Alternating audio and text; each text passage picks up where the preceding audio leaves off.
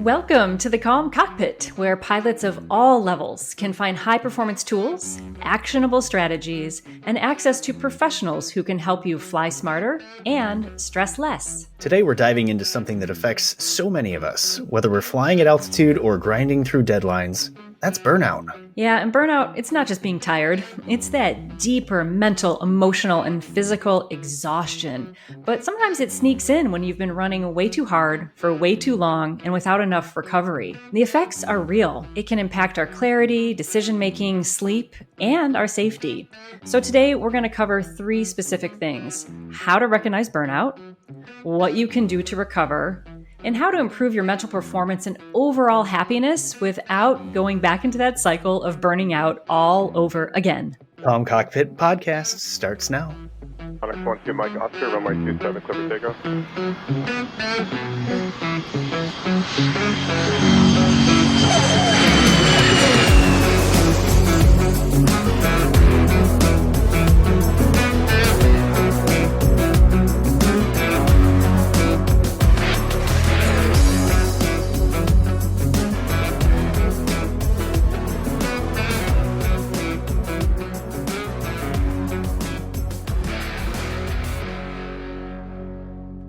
Hi, everyone, and welcome to today's episode. I'm Geeta Brown, a midlife student pilot and licensed yoga and meditation educator with over 30 years of experience teaching high performers how to improve their lives without adding stress. And I'm John Niehaus, professional pilot and flight instructor, and for this episode, burnout expert.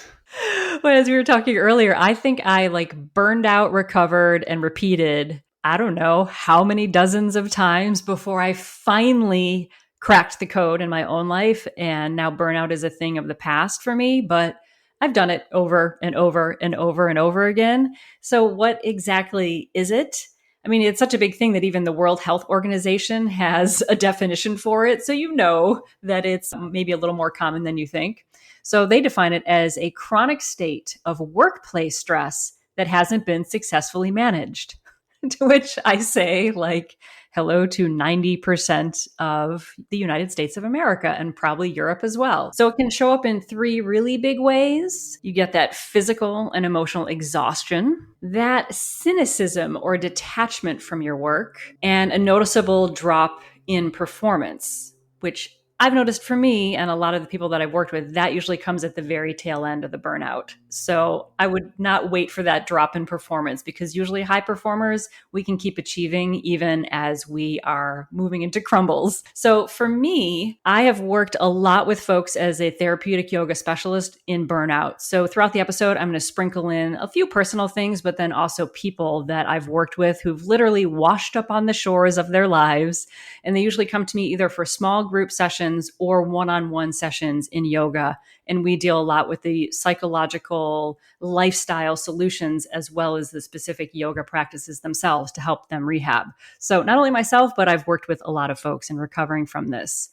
And here's kind of the kicker to this, though. If you're in a high pressure job, and I would count aviation in that, and I would count even general aviation pilots too, in that regard, it can really creep in slowly because we get used to performing in a high pressure environment. And we kind of even like that a little bit. I mean, that's, I think, why we choose to do what we do. We like that feeling of pressure. And so it can be really hard to notice the signs, but you might start feeling like a little more tired than usual, or your recovery isn't as fast.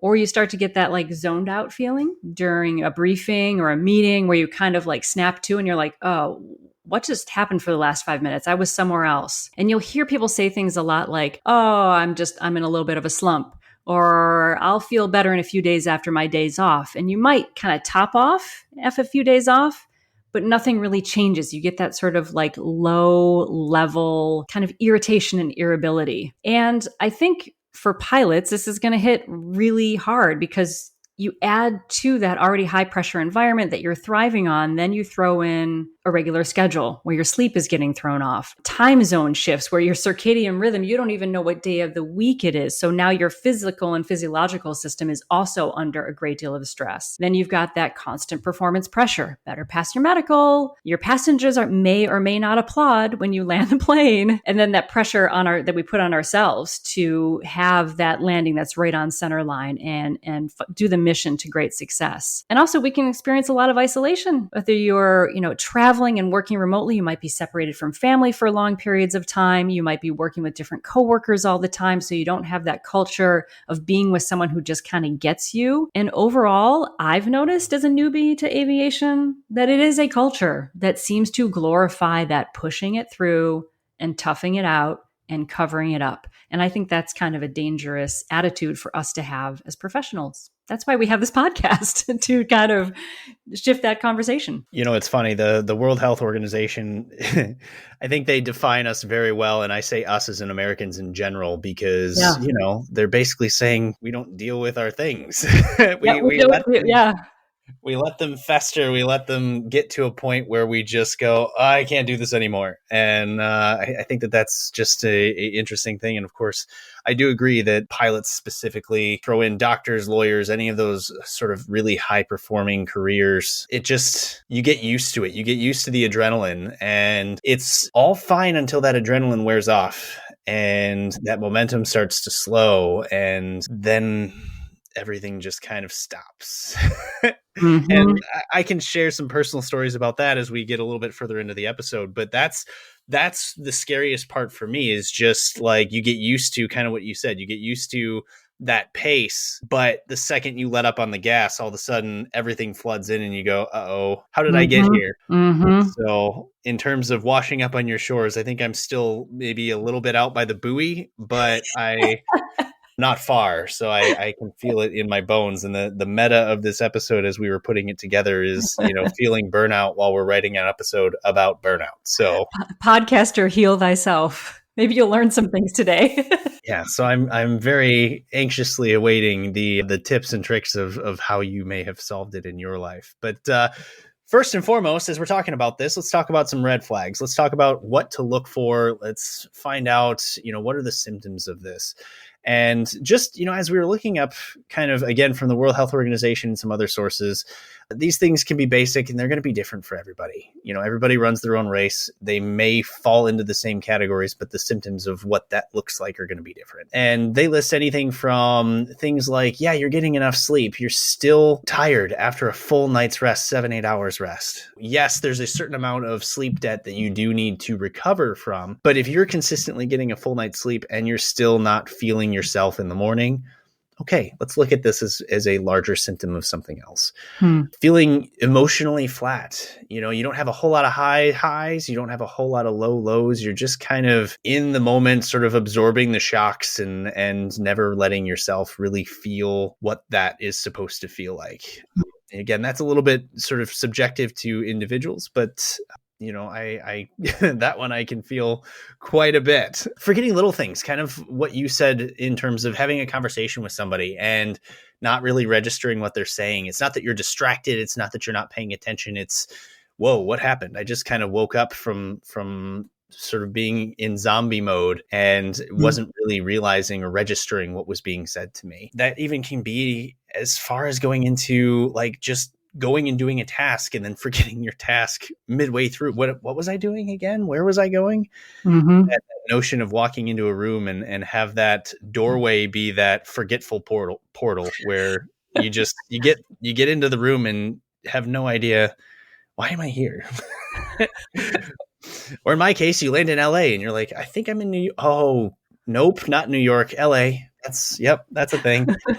But then also just kind of generally being irritable sometimes. People ask you to do things and you get impatient, you get annoyed easily. Like something so basic. Somebody asks you a very simple question and you just kind of feel that grit in your gears. The agitation starts up. So it's a lot of these little things, and it sounds so obvious. It sounds so basic because these aren't clinical, things that a doctor needs to tell you. You go, oh yeah, I didn't get enough sleep, I'm going to be irritable, but it's different. It's that chronic everything combined to get to a point where now you are just sort of frozen in place and you don't know how to kind of break free of that. If any of this does sound familiar, if any of this registers, and I'd be wagering to say no matter what your profession is, if you are a for fun flyer and you have a regular job, I don't mean that in a bad way, just non-piloty job, you're going to experience that too. It doesn't matter what you're doing. The likelihood is that the majority of our society has some form of this, whether you're to a point of standstill or if you're still building into that point. It's just the way American society seems to work. The word out of everything you've said that I think encapsulates it for me and then all of the students that I've worked with is frozen. That is such a hard thing to see when you're frozen in a cycle of burnout. But it's so easy for everyone else to see it in you. So I'm going to kind of illuminate these like red flags you gave just with like really common things that people who like, again, wash up on the shores in a therapeutic yoga session with me have said and that I've seen over and over again. I see a lot of things trying to release that sense of being stuck in this cycle, that frozenness of being sort of flat, overdoing everything, but not able to stop. I see a lot of tension and release seeking behaviors, mostly through drinking and eating. A lot of people will come in and they'll just casually talk about, oh, on Friday, we're going out to this bar. And then on Saturday, we're going to this place. And they've normalized drinking because it is socially acceptable and legal. They've normalized it to where like, that's what they do to quote unquote relax. And I'm like, that's not actually a relaxing activity. Like being with the people is relaxing. Listening to music is relaxing and wholesome. But the drinking to your liver, it is poison. And we know that as it leaves your body, it produces more symptoms of anxiety. So it's perpetuating the very cycle that you're trying to release. Same thing with eating. People will, who doesn't love a great meal out? But I'm talking about that like overeating or seeking more food than you potentially need to enjoy as a way to just break through that cycle of that and what they call anhedonia, that flatness that just can't really seek that pleasure. So trying to get it into the body, basically through the portal of the mouth. See a lot of that, like just trying to break the tension that way, and it doesn't work. And what's interesting is people become more self-aware and they start to do more things for themselves. I notice then they stop talking about drinking. And I'm like, oh, you don't go to those bars anymore or, have wine. They're like, oh no, I haven't even thought about that in a while. They just kind of drop the need for that sort of nightcap because other choices feel more compelling. There are a couple other little red flags. I've had students who come in and the languaging will center around a lot. If someone challenges our ideas about how much we're working, we'll come back at them with like, well, I don't have a choice. I have to stay in this job that's sucking the life out of me because I need the money. Or I have to continue. I have a lot of people who I work with who are caregivers for other folks. And if I suggest something like, hey, bring in a nurse for one night a week, they're like, I can't do that. I can't do that. They're not going to do as good of a job as I can. But the opportunity here is that you're now making yourself sick and you're taking care of someone else who is having a challenge, and bringing in a nurse who is trained and professional to do this isn't an option. So this whole kind of like martyr syndrome of I don't have a choice, I can't make a different choice, that's a real tell for burnout because it's that all or nothing thinking. It's almost like perceiving, like you were saying, if you stop the cycle of burnout, it's almost like people are so afraid they're going to lose themselves so completely. So they'll really push back.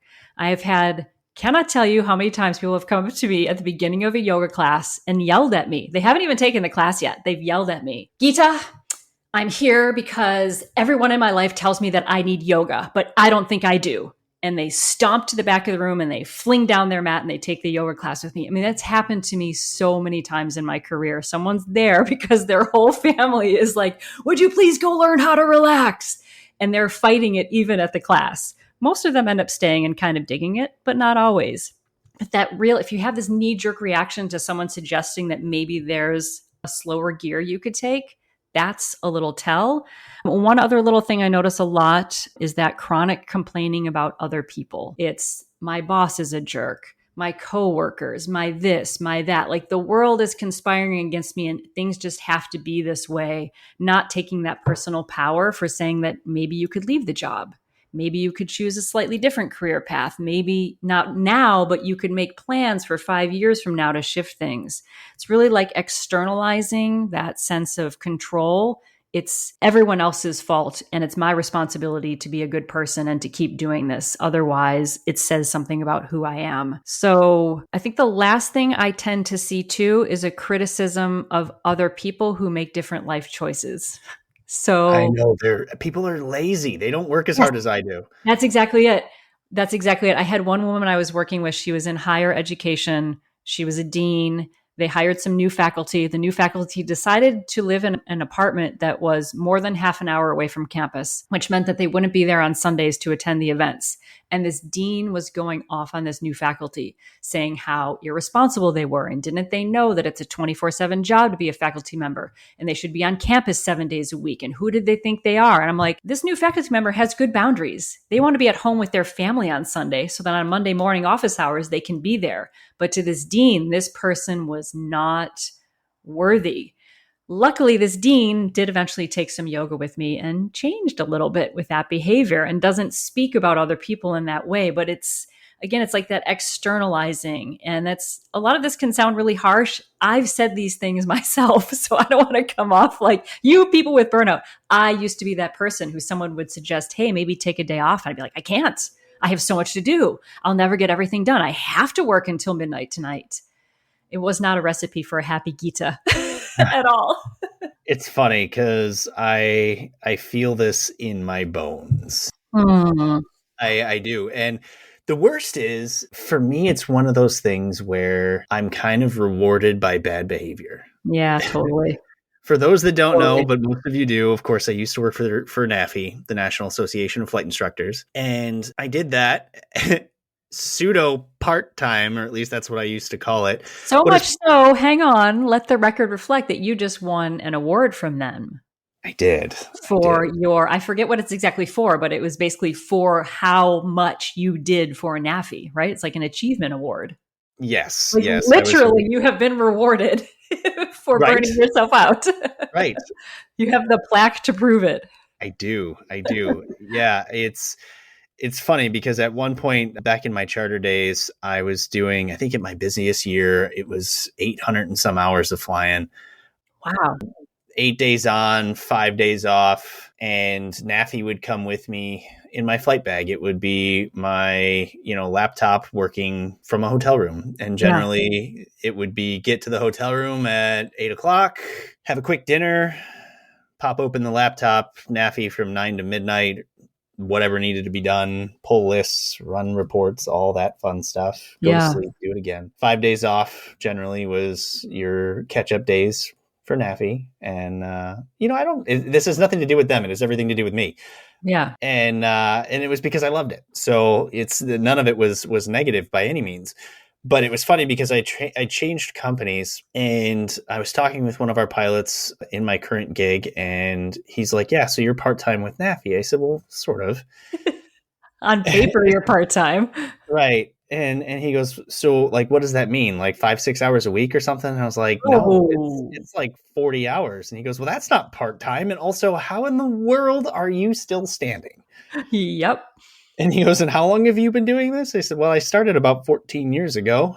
And he goes, and in the meantime, you were an airline pilot, you were a charter training captain, and now you're with us. And what else is it that you do in your life? You have a 5-year-old and all of these other things going on. I'm like, yeah.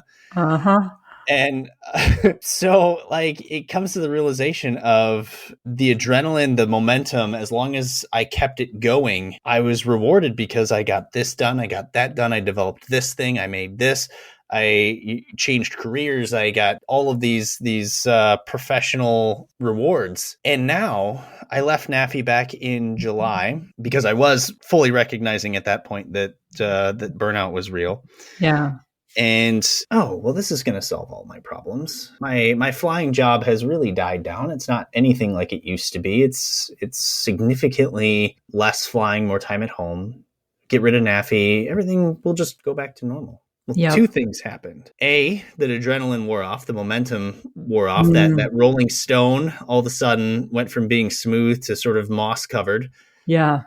And you start to get that like remorse almost. I'm used to getting all of these things done. And we talked about this before the show, but in the period of time where I could get 4 things done, now I can get 1 or 2 things done, and that's still okay. By most people's standards, that would be okay. But all I can think about is, well, that's not achieving what I used to achieve. And then you get this like muddy middle where you kind of get, like you said, frozen in that moment of, I feel myself when I'm getting all these things done, but I also recognize by doing less, I'm trying to correct the situation, but somewhere between those two things, I get stuck. Mm-hmm. And that's kind of where I'm at today. I mean, like I said about the burnout episode, I mean, it took me a little while just to get things moving because I just kind of stared at it for a while. Mm-hmm. Mm-hmm. You know, and the interesting quote that I saw when I was putting this together, and I think it makes a lot of sense, is this notion that burnout thrives in silence is what came up. You know, you get used to the feeling, you get used to what it is. And in some cases, in my case, you kind of enjoy it. Mm-hmm. But then when it's not there, not burnout not being there, but the pressure not being there, all of a sudden you sink further deep into it. And that's where I've started to notice that I've gotten. And it's just an interesting retrospective on where we are and how we got here. You know, I wish that we taught self-awareness strategies in the public schools. This is why I teach yoga, meditation in the public schools and have for many, many years. And it is such a crucial skill because what you're talking about is you recognize that you're feeling burned out. I mean, and kudos to you for everything you did with NAFI and your jobs and, you know, your family. Like, it's freaking insane, John. You're like a machine. But I'm not surprised that after more than a decade, you finally went like, whoa, something's got to give here. But then you corrected it on the outside with just a schedule change. Oh, and by the way, you decided to start a podcast because, you know, that little hole had to be filled with something. but you did that external change. And then you're kind of, like you said, frozen because the change that hasn't happened yet, I think it is happening, maybe. I don't want to shrink you. I'm no shrink, but it's in between the ears, right? It's the mindset. And that's why I say, like, I wish we taught self-awareness strategies and self-soothing strategies in school, just like we do reading and arithmetic.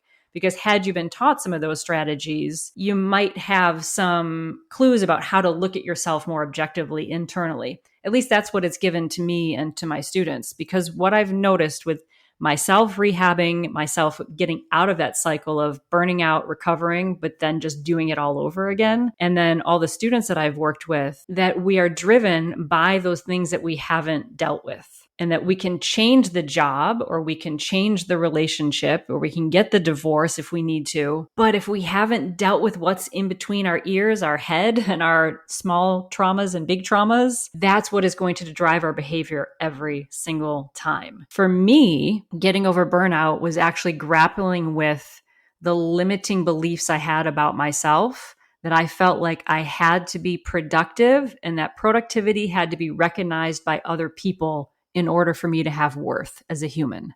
Mm-hmm.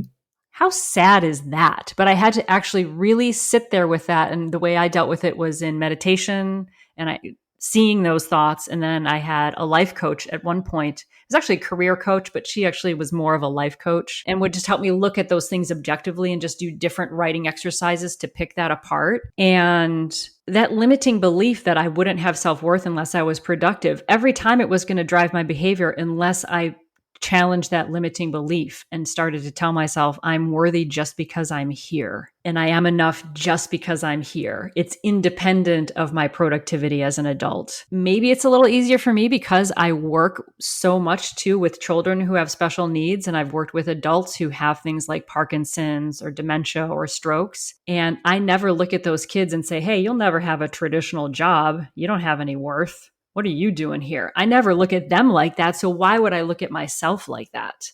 It really started to change my conception that, life just has inherent value, whether I've checked 57 things off my to-do list or not. But I don't know. What does that bring up for you? Those that's my limiting belief, self-doubt, self-worth, all day long, every day. It's why I achieve so much. I was trying to prove that I had value just to be here. I don't want to say it's sad because I have thrived in that particular environment. Yeah.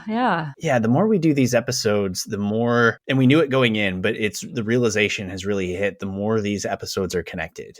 I mean, you talk about burnout and you talk about the idea of having to be a high performer because of proving yourself in things. So now we're talking back to the episode of Bob Mader with the imposter complex. Right. We are talking about the previous episode to this one where we talked with Dr. Adrian about all of these different things that are going on in your brain. And it's all just part of one big web. So as you go through one episode to the next, you're going to see these common things and things will be repeated, but it makes sense how they're put together into this larger picture. And I think that the difficult part, and I give a shout out to sort of our younger audience listeners. I really wish I could consider myself one of them now, but relative to me, you're young. Relative to me, you're so young. You're a baby. Right. As I start to age out of that, it's a different experience, because when you do start to find some of that traction in your career, when you do start to find some of that stability, the notion of, well, I'm going to slow down, I'm going to do these things for me, it becomes a lot easier. You know, when you're a flight instructor, in my case, I think my first year as a flight instructor, I made $11,000. Like that's so far below the poverty line that it's like incredible. And that's granted, like, this was a few years ago. Wonder bread and ramen for dinner, right? Right. My parents were still paying my cell phone bill and my car insurance, because $10,000 a year doesn't really do much. Yep. And so it's burnout, or whatever you want to call it, the grind that is so celebrated these days. Rise and grind. Here's my coffee cup. Go out and do it again tomorrow. Hustle. These are all just words for survival. That survival that brings you success, especially early on in your career. You don't have the experience. You don't have that career job, the thing that you think you'll hang on to for any long period of time. It's always, what's next? What am I going to do? You can't slow down. Yes. The overextension, the burnout later on in a career becomes, in some cases, a necessity just to get to where they want to go, because there's no other choice. Totally. Yeah, I totally agree with that. I think whether you're in aviation or not, anyone can relate to that. New teachers, it's the same way. We take every single gig you'll give us, every single after school, before school, tutoring. People are used to that. Climbing the career ladder can be like that.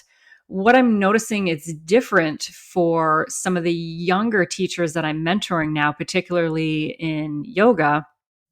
I guess I have that elder wisdom, so I mentor a lot of the up and coming ones. They seem to be better at setting boundaries around their self-care and setting boundaries around their time, even though they're in that hustle and grind of an early freelance yoga and or music career. They're better able to schedule those days off and protect those days off.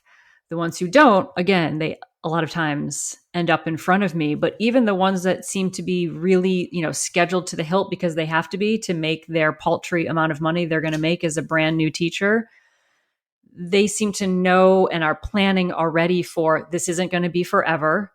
In 3 years, I'm going to be doing X, Y, and Z, and then I'll be transitioning this way. So they're doing it not with this is just the way my life is going to be forever. They're doing it with an endpoint in mind to I'm not planning on keeping this level of work going for the rest of my life, which is very different from my generation.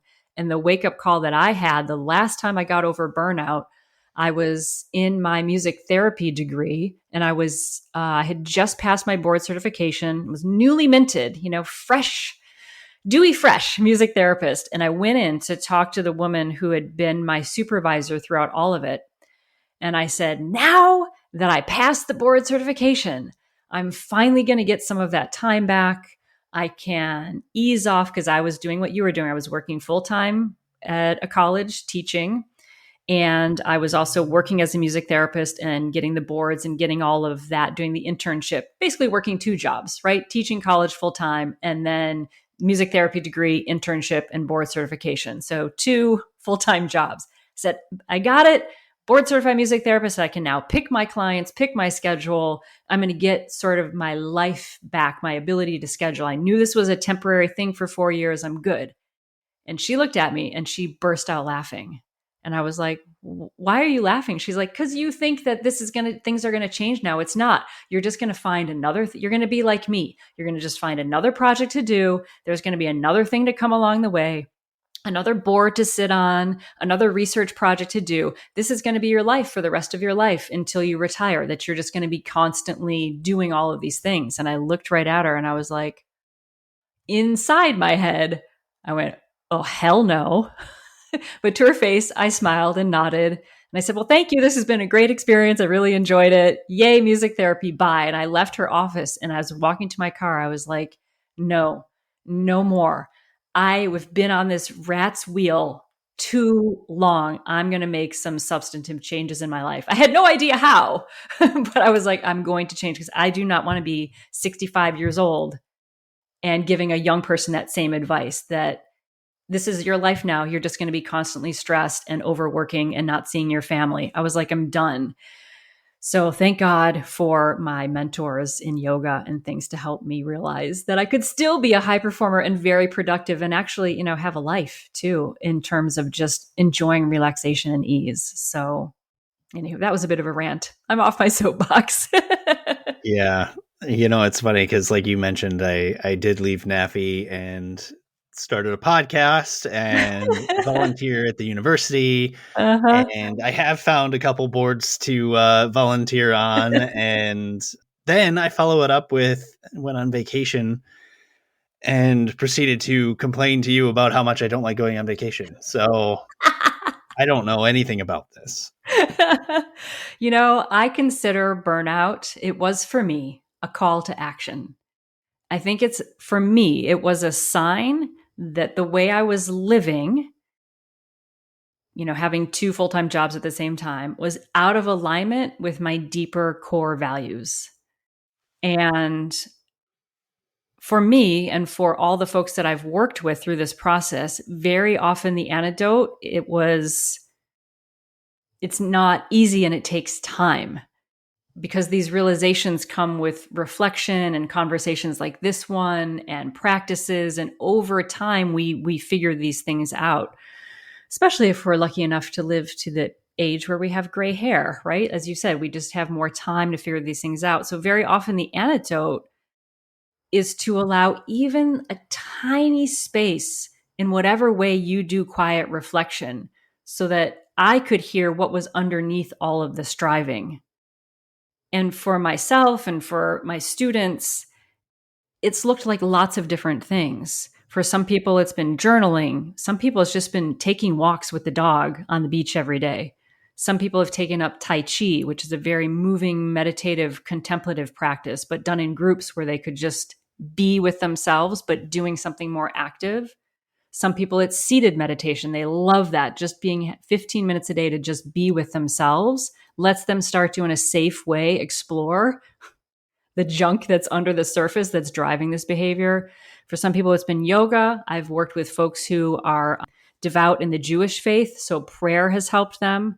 I've worked with some people who it's been gardening. They're like just being out in nature. I've worked with folks who are runners, and for them, running has been the way that they're like, every time I go on a run, I'm churning through this stuff in my mind. And because my body is in motion and being productive, quote unquote, that's a space though where I can hear what's actually in my mind and heart.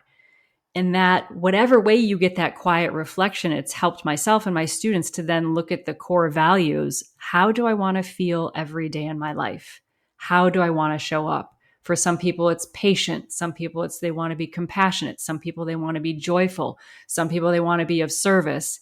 And when they find their core values, then I notice that people start to make choices, like I said earlier.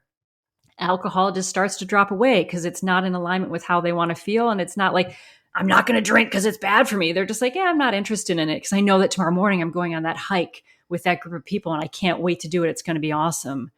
So if we start to then, some people, it has meant a career shift.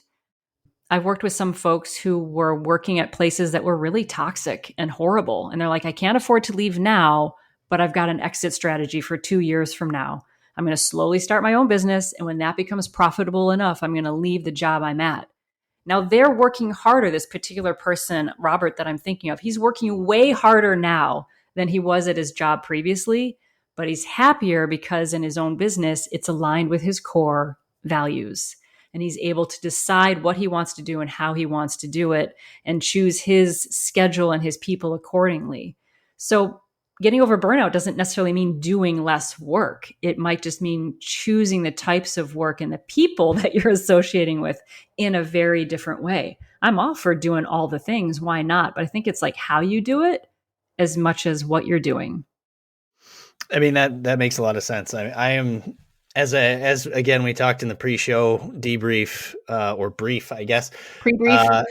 Pre-brief. Yeah. I might be addicted to checking boxes. It's the task completion that I enjoy. And so allowing myself to slow down in some cases means less boxes to check. And therefore that like little voice gets annoyed. So, it's finding that happy medium. And when we were looking at kind of the mitigation techniques, I mean, they talk about sort of short-term resets, long-term strategies. Walk us through kind of some of the things that might be available to people who are just kind of sitting there going, yeah, I'm in this. It's not terrible. I've got things to do, places to be, but I would love to find a way to just kind of bring that level down a little bit. What do people do? So I want to talk briefly about what you said about checking boxes, because this is so resonates with me, as I told you before, and I will now tell the world. I love checking boxes so much that even when I'm on vacation, I make to-do lists for myself. And the number one strategy that helped me getting myself out of the pattern of just putting more on my schedule was to make my self-care part of my to-do list. And I showed it to John. I have it somewhere here, but every week I have what I call a one sheet. And that one sheet is just all the projects, all the things, all the students, all the writing projects, all the things organized so that I can see where I'm at and then I'm making good choices about the next thing to do. But the first thing on that list is actually health and wellness, that category. And I list out what I want to do that week for my health and wellness, including daily meditation, hatha yoga so many times, taking my vitamins. The next category on my overall life strategy to-do list is family and friends. Am I reaching out to, and I literally will call, like, text your friend, Kristen. Like, I have to like make it part of a to-do thing. And then it will go on my daily one sheet, which is my daily thing I'm going to do. And when I call that friend or I do that meditation, I check it off. Because when I first rehabbed out of this cycle of burnout, I had to, like you said, I had to be able to check it off. Otherwise, it felt like it wasn't worthy or valuable. And it's just a habit that I've stuck with. And I'm like, if it's important enough for me to write down that I want to do, like, I don't know, this and this marketing for my yoga studio, and I want to, study this much for the FA written, if it's important enough for me to schedule that, shouldn't I be tracking if I'm taking my darn vitamins and like getting enough sleep?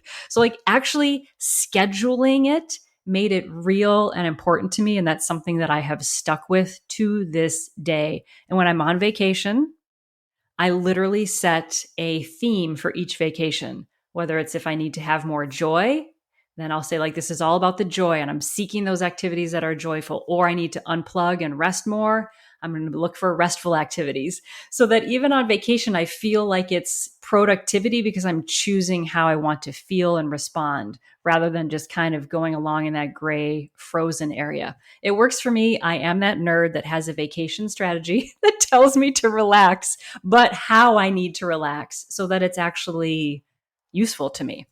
Okay.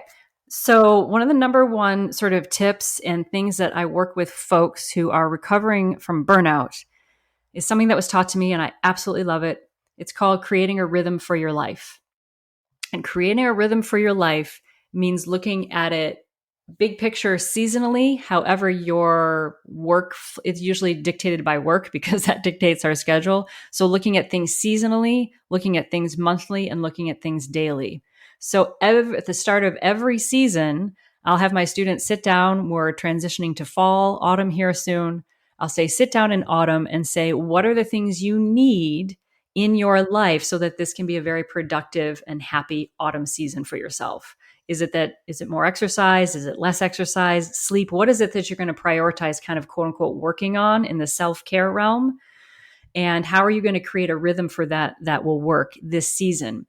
Also looking seasonally, do you have regular vacations or breaks scheduled? Or are you just going off of reacting to the schedule that's being presented to you? So being proactive about like putting in the calendar, these 3 days are days off and no meetings can go in there. Nothing can go in there because it's literally blocked off in your calendar that you're not available. If you do not do that, something will get scheduled in that time. So actually scheduling the time and protecting it and recognizing that it's just as important as the time when you're on call for work.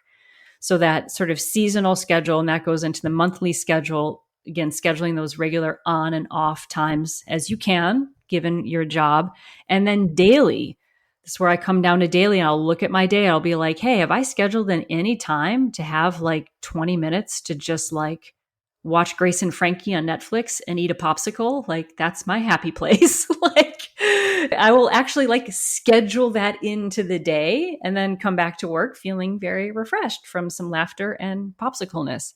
So creating this rhythm for your life is going to look different for every person, but being intentional about that is a key ingredient for the people that I've noticed get themselves out of the cycle or they stay stuck in it. It's really about taking accountability for what you can manage in your schedule and your life rather than just reacting to what the boss says you have to do.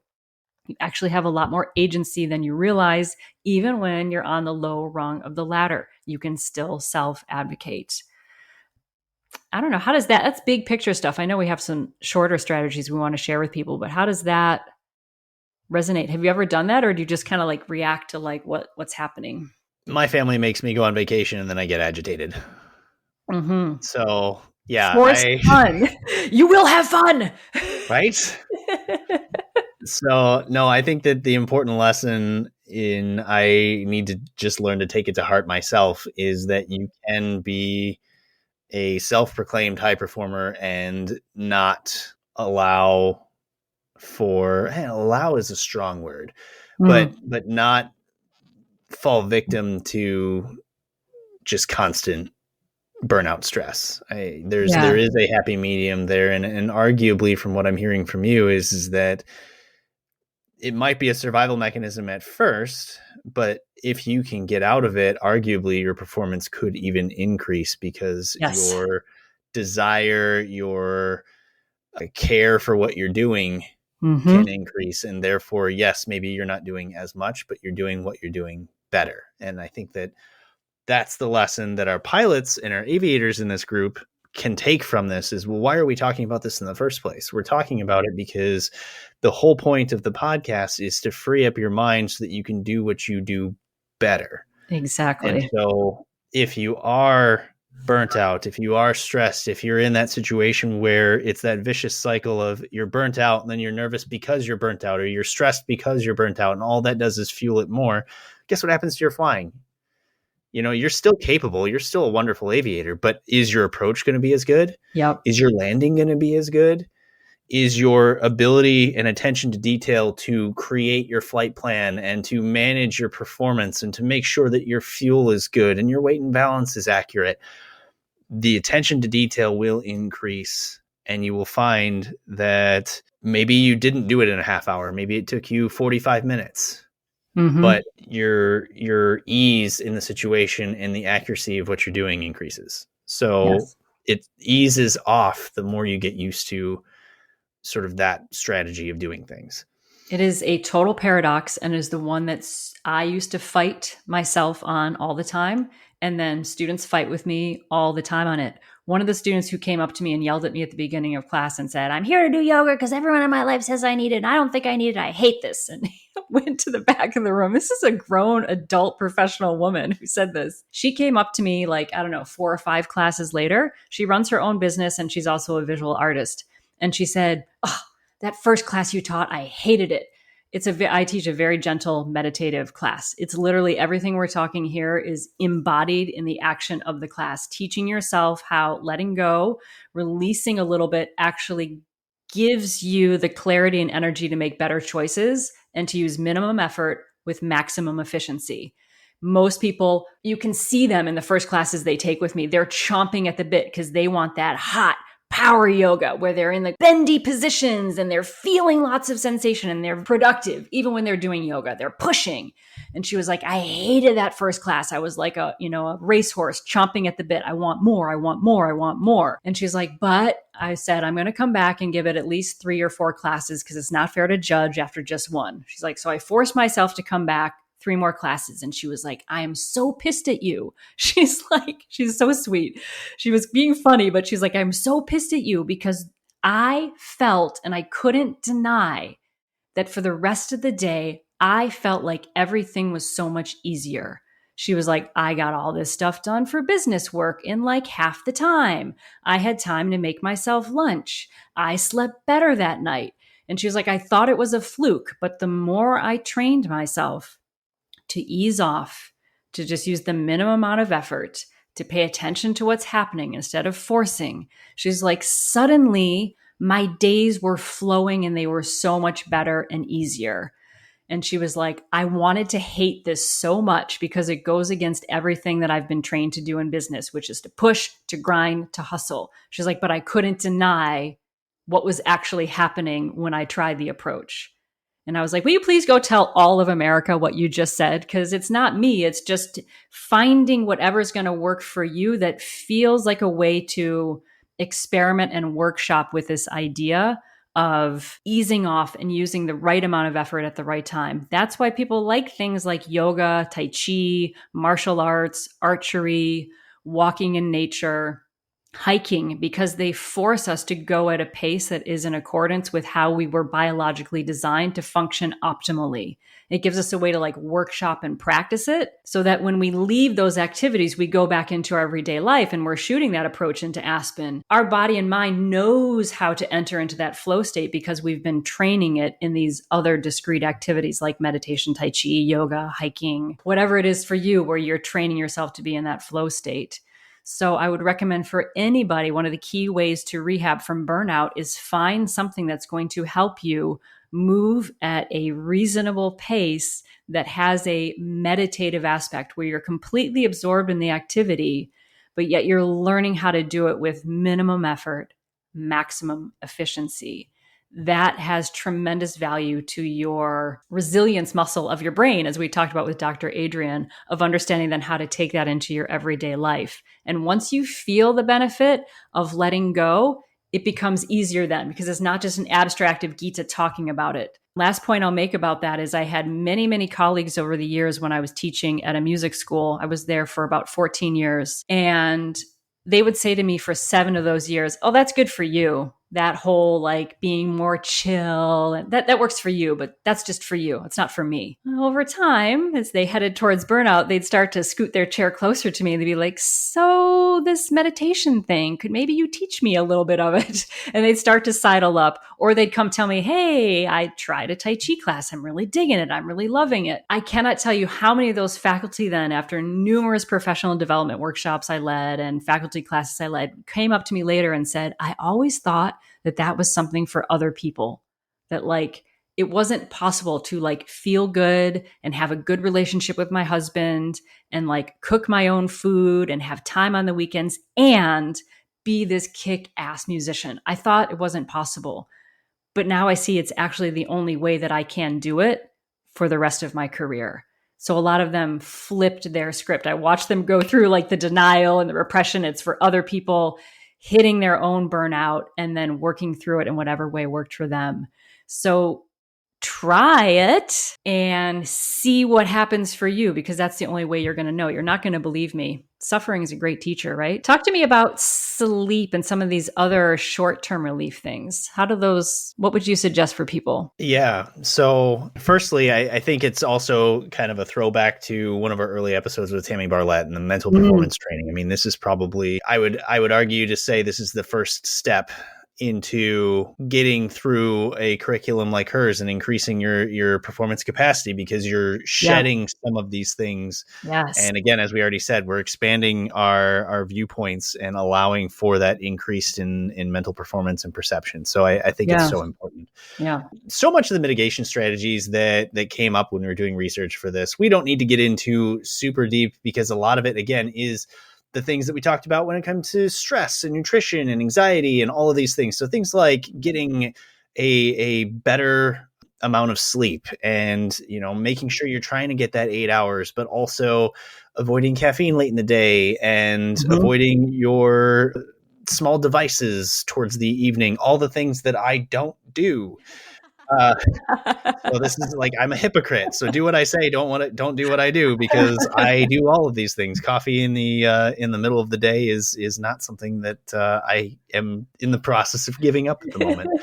Things like eating well and the omega-3s. I mean, both Lachey and Adrian and everybody that we've all talked about these things so many times. And I think that the fact that they keep coming up just further proves how important it is to be focused on some of these important and fairly easy things. It's not that hard to have, walnuts in the middle of the day every so often. I do it when I go to training, and Lachey keeps telling me that if you do it the day of, it doesn't matter. It's when you do it leading to it. Correct. But of course, it's like flossing before going to the dentist. See, I did my homework. Other little things, like you said, the mindfulness moments, taking breaks. That break could just be a micro break where it's I'm going to take 15 minutes during the day. It doesn't have to be a 5-day vacation. In some cases, the 5-day vacation, like me, leads to more stress than just, whatever. Not that you shouldn't do that, but it's just the excuse that I make. So whatever that looks like to you, whatever that joy moment that brings you pause, again, it sounds so basic. We're not giving you anything that is completely life-changing unless you truly decide to adopt some of these things. And I think you'll probably find that maybe it is. So, I think that the first step in all of this, and part of the reason why we even decided to do this as a podcast topic to begin with, is like so many of these issues, the first really big moment is actually talking about it. And so many of these people, especially the majorly successful people, those 4-bar pilots, the airline guys that are flying back and forth from, JFK to Milan and all this stuff. And you're going, boy, that sounds really amazing. You don't realize the sacrifice, the hard work, and everything that they gave up to get there. And they're probably having the time of their lives. But at the same time, are they facing these things and just not telling you? I'm sure some of them are. Some of them probably aren't. Everybody's different. But when you can't see it in somebody else, then it's hard to see it in yourself. Same here. My husband and I were talking about the other day. I'm like, our lives did not work out the way either one of us planned, at all. I will not get into the backstory, but there has been, significant trauma, particularly in my 20s and 30s. But I am so happy that I am where I am, because I now take ownership for all of these decisions. And as you were saying, with these strategies, like get enough sleep, eat some omega-3s, schedule rest, schedule your vacations. They're simple strategies. What is it? Common sense, but common sense is not so common. But I want to just validate that, they're simple strategies, but it's real work, and that work matters. The work of making sure you're getting enough sleep, the work of making sure you're staying hydrated, of eating the foods, that work is just as real and as important as studying for your next recurrent, or in my case, studying for the FAA written, it's just as important. And sometimes just having, to your point, another person to look at you and say, that matters to me that you're getting enough rest and fun. It matters to me that you got that time to play that video game, that work is real and it matters, is part of changing the conversation around this for us validating for each other. Like, yeah, I'm championing you taking a day off. Good job. Like, way to go. Instead of like hiding it and doing what I used to do, which is I would pretend that I had another commitment that day and be like, oh, I'm in an all day workshop. I wasn't in an all day workshop. I was taking the day off, but I was too ashamed to say I was taking the day off. So I would lie and say I was working. Like, how pathetic is that? But that's what I had to do initially to like claim my own personal time. So I'm here to tell you this work is real and it matters. And to John's point, burnout recovery, another tip, definitely enlist the help of trusted others. One of the key ways I kept myself out of that last burnout cycle after I had that last conversation with that music therapist who was like, oh, this is just your life from now on, is I went to two friends that I had at the time and I said, here's what I do. I put too much on my plate and then I burn out and get exhausted. I usually get sick. And then I say, I'm not going to do that again. And then over the course of 3 to 6 months, I just do the same thing over again. Can you please, every time I tell you about a new project that I'm excited with, you have my permission to ask me, does this align with your core values? How much time is it logistically going to take? And are you doing it again? You dumb shit. Like I literally told them, like, check in with me. Like you have my permission to call me on it. And they would. And I'd say, you know what? This one is a little different because I've said that I'm only going to do 1 day a month and blah, blah, blah. And they're like, oh, cool. Yeah, that sounds good. You set a better boundary. I literally had people in my life that I said, you have to check me on this and check in with it. It kept me accountable so I wouldn't slip again. Another thing I did was I found a neutral person to talk to. I got a life coach at the time. It was a business coach, but they did a lot more life coaching. Just someone that I could check in with and be like, do I really want to take that contract on? They say it's not going to be a lot of work, but it's going to be more work. They help me kind of like check myself from getting too overblown with this. One last little thing I'd say about sort of burnout recovery is learn to recognize your tells. I think you said this at the beginning of the episode, it looks different for everyone, right? Like my tells are that I start to go into overwhelm. When I start to feel like I look at my daily one sheet, like I said, I have a sheet every day. And when I sit there and I'm frozen and I look at all of it and I go like, there's too much to do. I can't possibly do all of it. I don't know. I better just start going on to Facebook and doing something else. That's usually a tell for me that I'm on overwhelm and I have too much on my plate and I need to take something off or take a beat or even just go take a walk for half an hour and then look at things again. I've learned to recognize my tells of starting to head towards burnout. And that's been really helpful because I can catch myself before I slip right back into it because it's such a vicious cycle. Mm-hmm. And at the end of the day, don't you think your passengers want you to be a sharp, high-performing, happy pilot? Happy pilots. Not just like awesome, but like happy.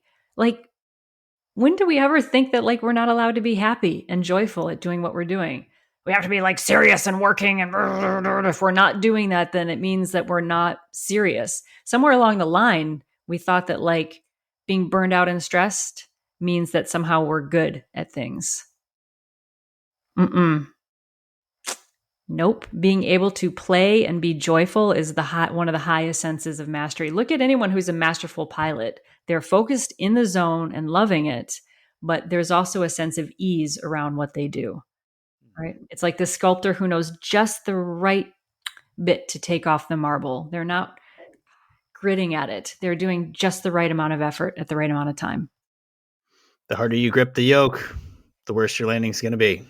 There's our metaphor for the episode. You just found it. It's like that light grip, let the plane fly, do the adjustments as needed, but otherwise don't need to overdo. It's perfect.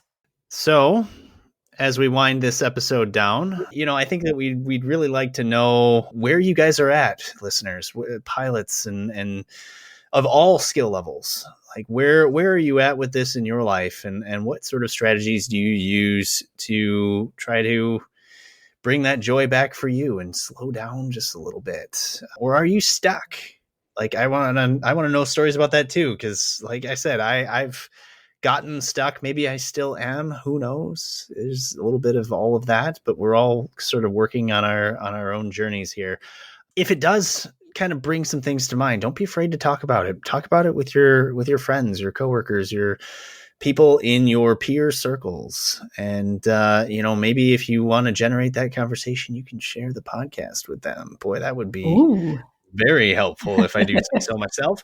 And, don't ever forget to find us on various social media platforms, calmcockpit@gmail.com. You can contact us that way. And, Geeta, anything else you want to say? Yeah, I want to talk to my general aviation pilots, particularly those of you who are in primary training. If you are listening, I understand you because I'm right there with you. I know that burnout is really common at that stage of training. A lot of people quit after they solo, or they quit like right before the check ride. And you better believe that burnout is part of it because it's a grind and you can't see the finish line. You think it's never going to happen. A lot of fears are coming up. If you are in that stage, please drop me an email, calmcockpit@gmail.com. Want to hear your story, want to hear what you're struggling with. And if there's things that you're learning that are working to help you push through that primary training, want to hear from my general aviation pilots because this is real and it affects us as well. So please reach out, calmcockpit@gmail.com. I would be happy to hear your story, whether or not you want us to share that publicly, because the show really is for all of us pilots, for us to have these conversations. So we'd love to hear from you. If you are burned out, we love you. If you're not burned out, we love you. We've been really enjoying this podcast and hope you found this useful today. Please drop us a little 5-star review. We'd appreciate it. It helps other people to find us. And we look forward to hearing from you guys. I think that's a wrap on today's episode. And as always, fly smarter and stress less. Airbus Tower 1 departure is Airbus 321. Traffic holding crossing runway 33 left 3 lane.